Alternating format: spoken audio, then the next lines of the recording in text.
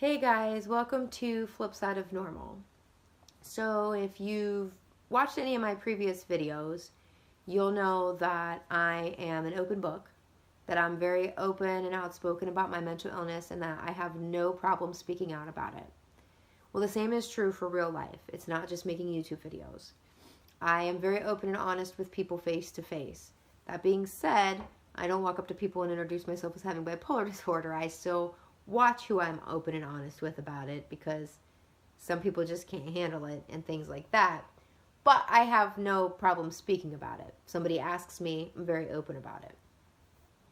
Since my diagnosis over the last 9-10 years, I've had the opportunity to speak with all kinds of different people about mental illness, just in general, not necessarily my mental illness, but just in general, have conversations about it.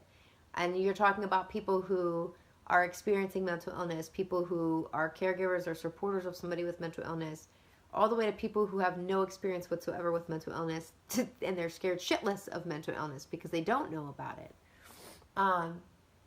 No matter what level they are with mental illness or where they're at with mental illness, there seems to be like one common fear among them all, and that's the fear of being labeled.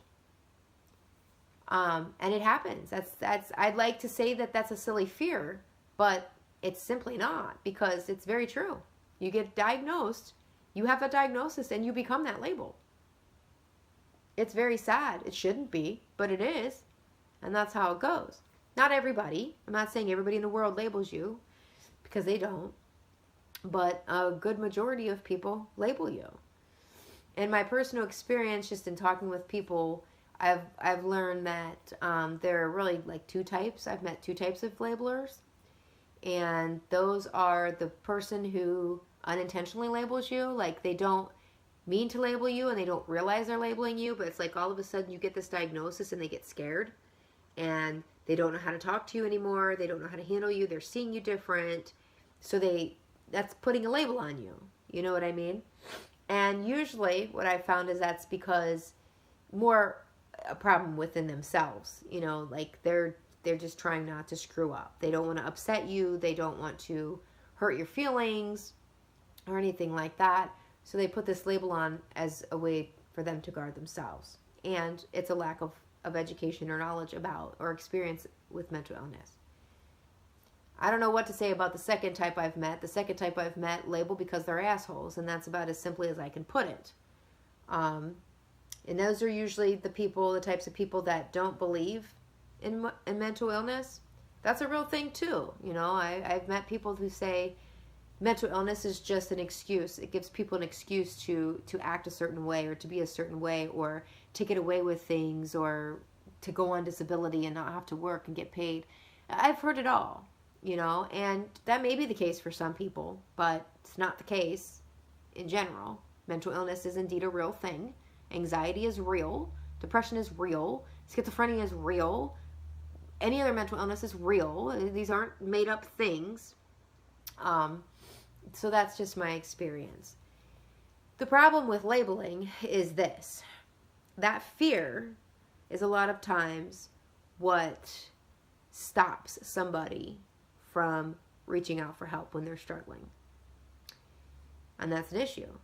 I mean, because if you're struggling with depression, that can lead to suicide. If it's untreated and you don't get help and you can't manage it, it can lead to suicide. It can also lead to other things such as self-mutilation, where people are cutting themselves. And that just can lead to a whole other thing, infections and problems and just a whole plethora of things.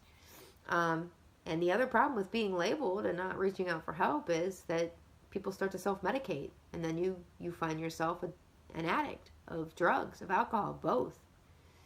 So that's a huge problem because we're so afraid to reach out for help. We're struggling and we're sinking, or, you know, whatever the case may be, but it's like we're so afraid of being labeled that we don't even want to speak to our doctor about it. Because let's face it, you can't walk into CVS and buy antidepressants. They don't have anti-anxiety medicine sitting next to the Benadryl.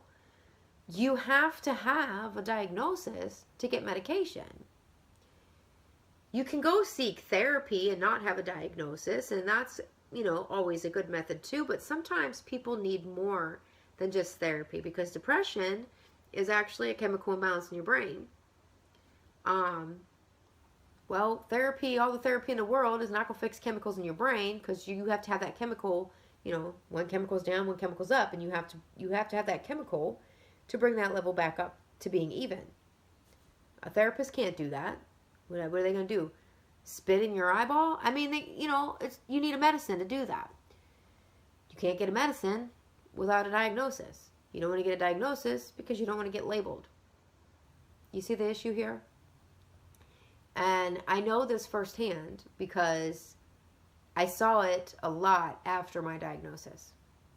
And probably what made me see it the most and realize was like a real big reality check to me was my grandma passed away a couple of years ago. And I was really, really close to her. She was like my second mom. I spent numerous summers living at her house. I just was all about grandma. When she passed, like anybody does when a loved one passes away, I got sad and upset about it, and I cried.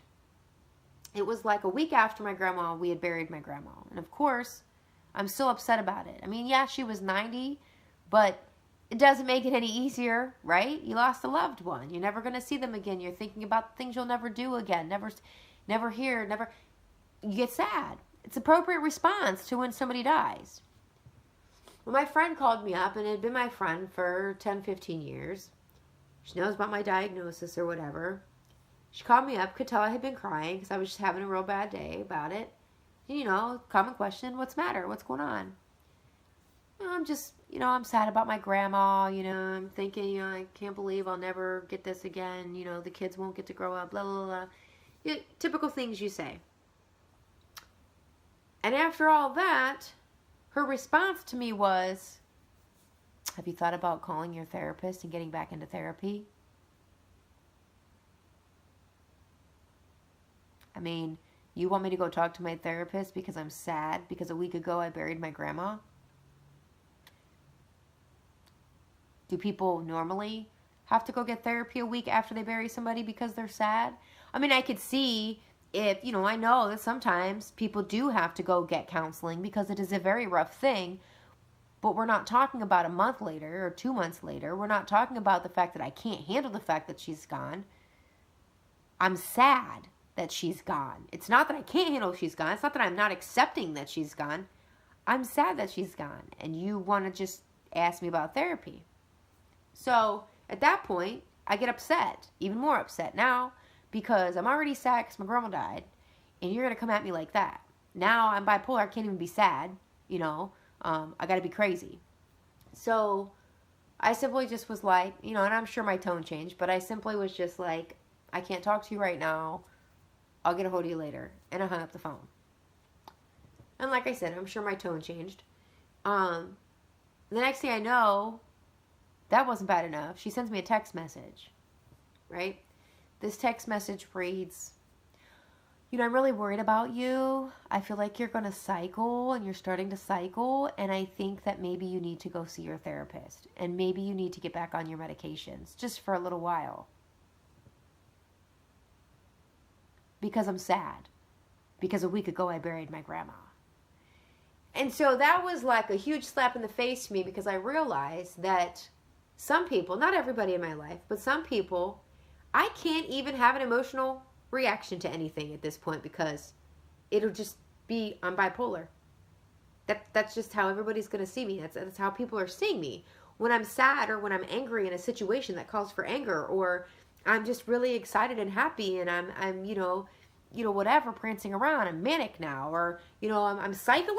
Like, really? I mean, all of a sudden she became a pro on bipolar disorder terms, probably because she's watched my videos. I don't know. But you want to say something about me cycling and needing medications because a week ago I buried my grandma and I'm sad about it. And that just sort of was my wake-up call. And that sort of put it into perspective to me that people do see you differently. I mean, I always knew, I'm not naive, but it was just kind of like, bam, right there in my face, like, wow, that's how people are seeing me. When I have an emotional response to something, that's what people are seeing. They're not seeing that I'm sad. They're seeing that I have bipolar disorder and that I need medication or therapy. And that's an issue. And then I fully understand why people are so hesitant or afraid to reach out for help. I don't want to be treated like that. I don't want every time that I have an emotional response to something, somebody to ask me if I've taken my medication or if I need to go to therapy, or just assuming that or thinking that or looking at me that way. So I totally get it. What people need to understand is that bipolar disorder, depression, anxiety, schizophrenia, whatever the mental illness may be, is just a diagnosis. It doesn't change who that person was before they had this word attached to their medical file. I mean, like, you don't look at somebody who's got hypertension and say, we can't get him excited. His blood pressure might go up. You don't watch how you act in front of somebody that's got hypertension, right? So why all of a sudden is this person, like, they can't be sad because they have a mental illness? Why did it change the way you look at that person? So that's what people need to understand, is this is a diagnosis, like any other diagnosis, like diabetes, like the flu, like whatever, an upper respiratory tract infection, whatever the diagnosis is, it's just a diagnosis. All that diagnosis does is allow me to get the proper medication, the proper treatment. Because without a diagnosis, you don't know how to get treatment, right? Like, say you have hypertension, okay? And, you got this, all of a sudden you start experiencing these symptoms, like your heart is racing, or you're flush, or you're bright red, or you maybe even have some kind of a stroke, and you don't know why, right? They're not treating you for anything because you don't know why you're having this. And then they find out your blood pressure is high. And that's why this is happening. You need that diagnosis to get put on blood pressure medication. You need that diagnosis to help you get treated so that you don't have another stroke or a heart attack or anything like that. It's the same thing with mental illness. All that diagnosis is there for is to ensure that I'm getting the proper treatment that I need in order to handle my mental illness and to handle my diagnosis, my sickness, okay? Just like hypertension. I need antihypertensives. I need antidepressants. I need anti-anxiety medicine. Do you see where I'm going with this?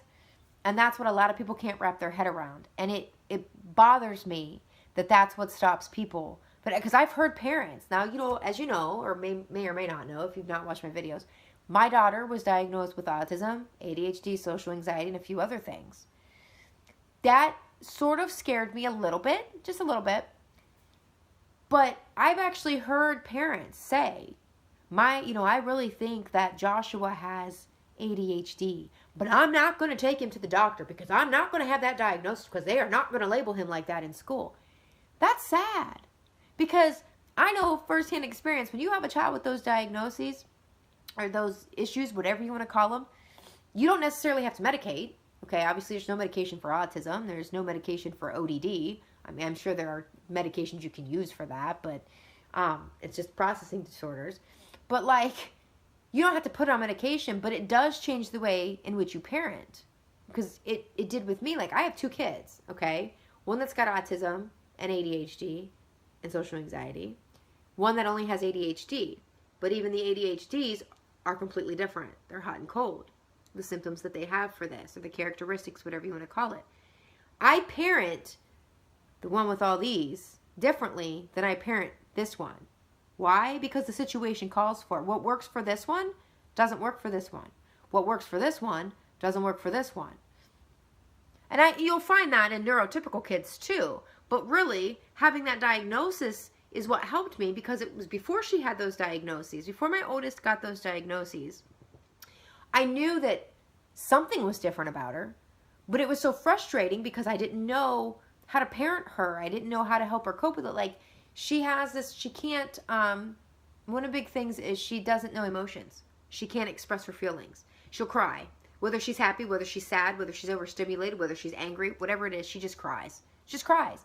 And you can sit there and you can say, what's the matter? And she'll go, I don't know, I'm just crying, I don't know. Because she doesn't know how to express it. And that was very frustrating for me at first. 'Cause I'm like, what do you mean you don't know? You're crying. So you got to know why you're crying. She got those diagnoses. I started talking to doctors about it. I started reading about it. I started learning about it, and I realized that's a very real thing. Like she doesn't know why she's crying. She doesn't know because she doesn't understand. So it changed the way that I interacted with her. It's no longer when she cries now, it's no longer what's the matter. It's, are you sad? Did something happen? Do you want to talk about it? Things like that. I have to kind of sort of ask her leading questions, because just asking her what's wrong, she's going to look at me and go, I don't know. I'm just crying. I don't know. Because she can't express them. She needs help pulling them out. Now, my youngest one, who doesn't have that issue, can be crying and screaming. And I'd be like, what is wrong with you? I'm mad. You won't let me do this. And you won't let me jump down from the top step all the way 13 stairs and see if I can make it and maybe break my leg. She can express to me what's going on with her. I'm angry. I'm sad. You're being mean. I want to go to so-and-so's house. The other one cannot. So having that diagnosis just helps me parent differently, because it helps me learn what she's dealing with and how she's feeling on the inside. So I guess what I'm trying to say is that I completely understand the fear of being labeled and not wanting to be labeled.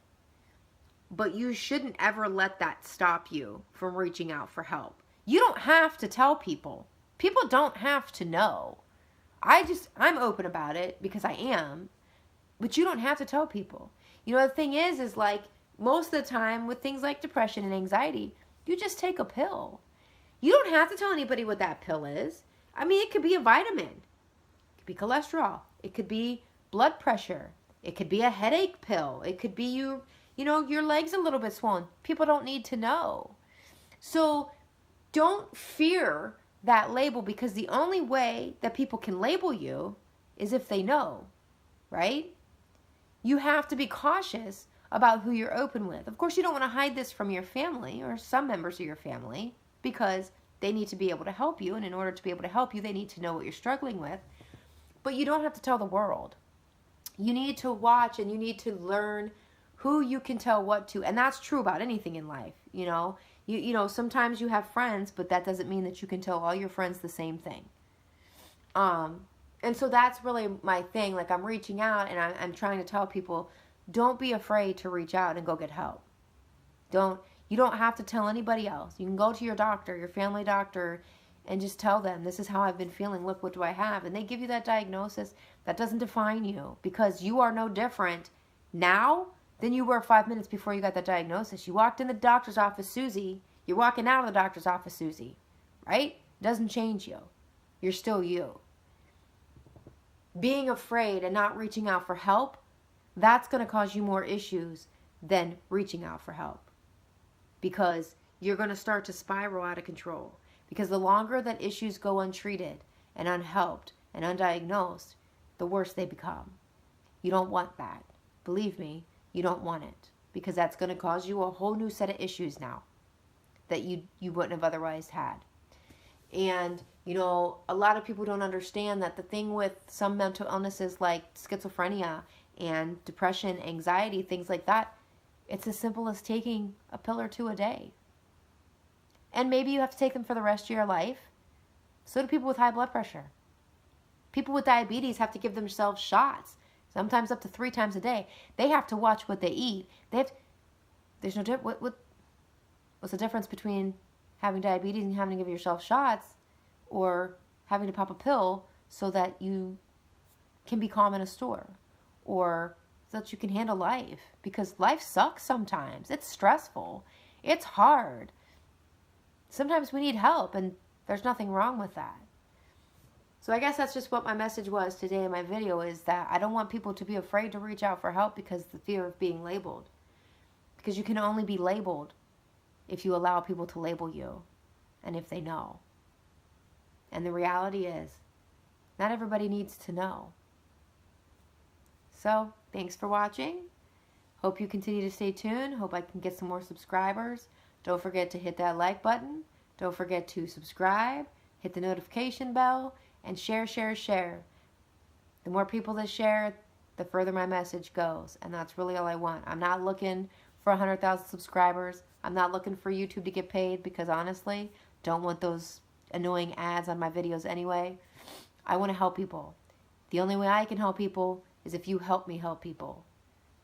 Even if this video didn't reach you in any kind of way, you didn't relate to this video in any kind of way, share it anyway.